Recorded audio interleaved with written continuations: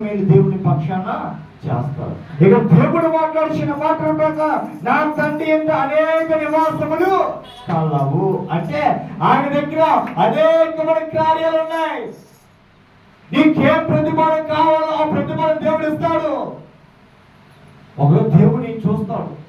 నువ్వేం భారంతో ఉన్నా, మనోవేదనతో దిగులు పడుచున్నావా? ఇరిమి అంటున్నాడే ఒక భక్తుడు, ప్రభువా నువ్వు నన్ను ఎన్నుకున్నావే, నీ సేవ చేయించున్నానే, నాకేంటి నీ కష్టాలు, ఏంటి బాధలు, ఏంటి అవమానాలు, ఏంటి నన్ను నిందిస్తున్నారు, నేను చేసేది నీ పనే కదా, నువ్వు రమ్మంటే వచ్చాను కానీ నా ఎంత నేను వచ్చానా అంటున్నప్పుడు నువ్వు దిగులు చెందకు.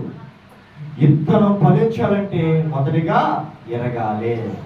ఆ ఇత్తనం ఫలించాలంటే మొదటిగా ఆ భూములు కప్పుబడి ఉండాలి. ఎన్నో పనులు తెంపుకుంటూ రావాలి. నీవు కూడా ఫలించాలంటే అవన్నీ ఎదుర్కొని రావాలి. వస్తావా? దేవుడిని పరీక్షిస్తావు. ఆయన ప్రార్థన మానే వాళ్ళని దేవుడు ఇసుకేస్తాను. నేలకే స్పామేస్తాడు దేవుడు. ఎందుకు ఇస్తా? నీవు దేవుడు ఎందుకు ఓర్పుతో ఉంటావా లేదా?